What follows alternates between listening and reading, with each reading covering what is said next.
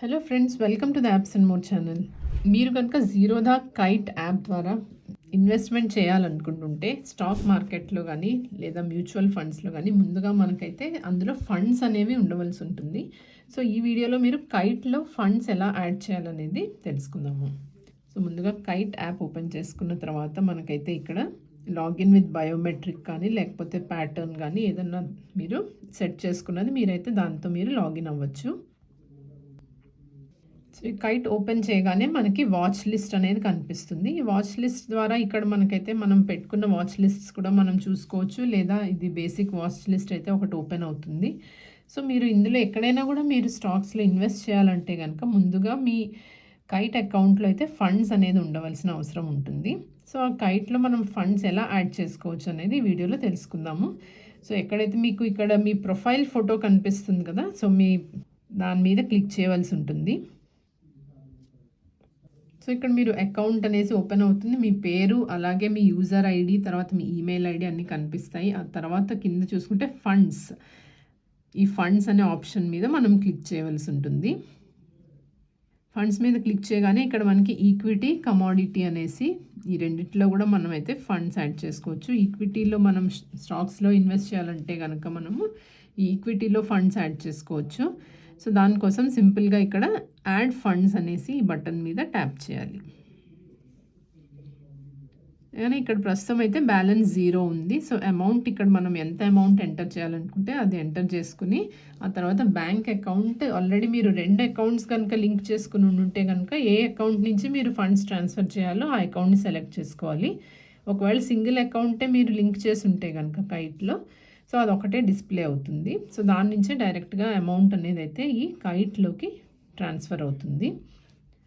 So ఇక్కడ ఫండ్స్లో నేనైతే 1000 రూపీస్ అనేది యాడ్ చేస్తాను. యాడ్ చేసిన తర్వాత ఇక్కడ select bank account already select అయ్యి ఉంది. బట్ మీరు ఏదన్నా యూపీఐ ద్వారా అదర్వైజ్ గూగుల్ పే ద్వారా కూడా మీరు పే చేయాలనుకుంటే కనుక గూగుల్ పే నుంచి కూడా మీరైతే పే చేసుకోవచ్చు. బట్ గూగుల్ పే నుంచి కానీ అలా వేరే థర్డ్ పార్టీ యాప్స్ నుంచి మీరు పేమెంట్ చేసినప్పుడు అయితే కనుక మీకు ఒకటి ఇక్కడ మీరు ఏదైతే కైట్లో మీరు లింక్ చేసి ఉంచారో బ్యాంక్ అకౌంట్, ప్రస్తుతం నేనైతే పంజాబ్ నేషనల్ బ్యాంక్ లింక్ చేశాను.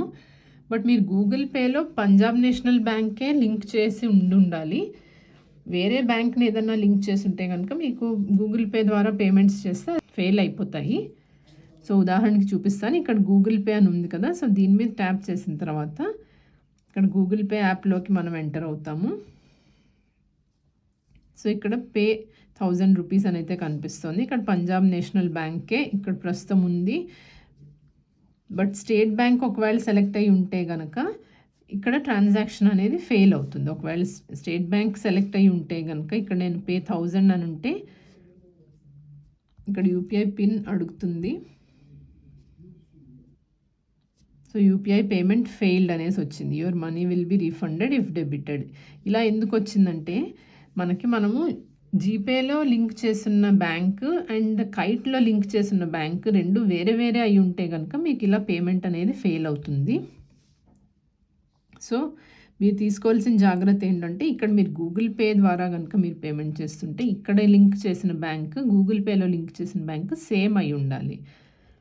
అదర్వైజ్ మీరు నెట్ బ్యాంకింగ్ ద్వారా చేయొచ్చు, లేదా అదర్స్లో కూడా మిగిలిన ఆప్షన్స్ కూడా ఉంటాయి. ఎన్ఈఎఫ్టీ ద్వారా అలా కూడా మీరైతే అమౌంట్ అనేది ఇందులోకి ట్రాన్స్ఫర్ చేసుకోవచ్చు. అది సింపుల్గా ఇక్కడ సెలెక్ట్ బ్యాంక్ అకౌంట్ అనేసి ఇక్కడ చెప్పాము. పే విత్ యూపీఐ అంటే కనుక జస్ట్ మీకు ఇక్కడ మీ యూపీఐ ద్వారా పే చేయాలనేది కూడా వచ్చింది. సో జీపే అని చెప్దాము. తర్వాత ఇక్కడ మనకి అక్కడ ఏ బ్యాంక్ ఉందో అదే ఉంది కదా అనేది వెరిఫై చేసుకుని పే అని క్లిక్ చేయాలి. తర్వాత ఆ బ్యాంక్ యొక్క యూపీఐ పిన్ ఎంటర్ చేయాలి.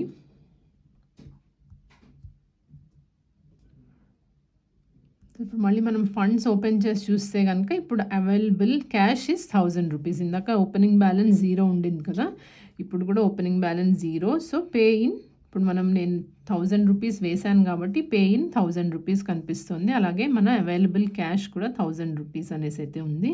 ఇప్పుడు నేను ఈ క్యాష్ యూస్ చేసి స్టాక్స్ అనేవి అయితే పర్చేస్ చేసుకోవచ్చు. చూసారు కదా ఫ్రెండ్స్, ఎలాగ మనము కైట్ యాప్లో ఫండ్స్ అనేది యాడ్ చేసుకోవాలో. ఈ వీడియో కనుక మీకు యూస్ఫుల్గా అనిపిస్తే లైక్ చేయండి. అలాగే ఇలాంటి మరెన్నో ఎడ్యుకేషనల్ వీడియోస్ కోసం అయితే ఛానల్ సబ్స్క్రైబ్ చేసుకోండి. Thank you.